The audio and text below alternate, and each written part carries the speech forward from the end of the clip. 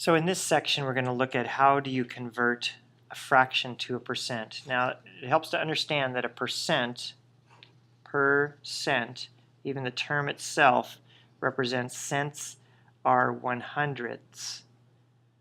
And so percent means what is the amount per 100 or percent. And so the first one is actually already set up very nicely for us because it says it's 73 out of 100, which is just 73%.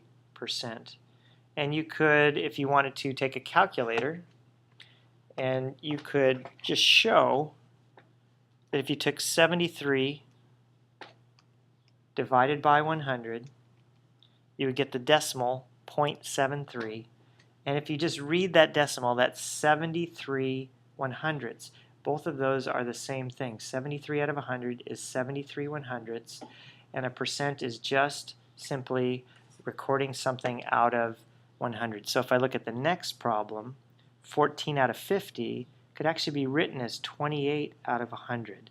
And all I did was double the 50 and double the 14 to make a fraction out of 100, which makes things very simple now because now I can just write 28%. 28 100ths is 28%. If I had done on my calculator 14 divided by 50, I would have gotten 0.28, so that's the 28 100ths as a decimal, and then I can just change that to a percent because that's the amount out of 100.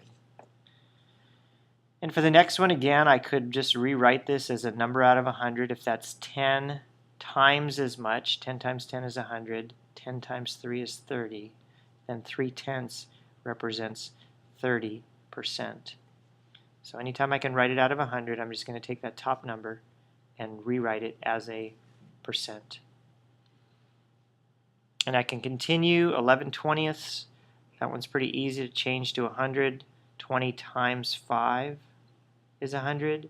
So 11 times 5 is 55. And so I have 55 100ths, which is just 55%. Again. And again, if I wanted to check that with my calculator, 11 divided by 20, so that's what a fraction is. It's a division problem. And I get the 0.55. 55 100ths is 55%.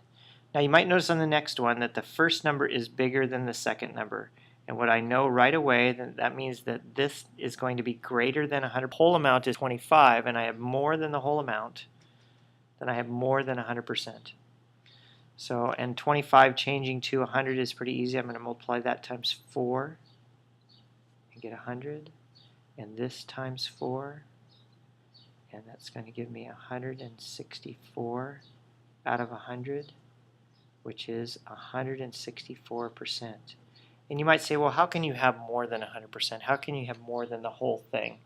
Well, sometimes you would have the whole thing and then another one, and that would actually be what we call 200%, twice as much. So there are times when you can say, well, I have the whole thing, and then I have part of another. So maybe I have all of this, and then I have some more. So if I have like that much more, and so I have 100%, maybe plus 64%, and together they make 164%. So you can have more than 100% in certain cases. Now this last one, we have a 200 on the bottom, which is too much, so we're actually going to divide this one by 2 to get 100, and divide this one by 2, and that will give me 73 over 100. So I'm going to reduce the fraction. So this is why you need to be able to reduce fractions. Sometimes we want to reduce them to something we can use. 73 100ths is now the 73%, because we have a number out of 100, and that's what percents are. They're fractions out of 100. And so that's really where our symbol comes from, 2 zeros. So 73% for that.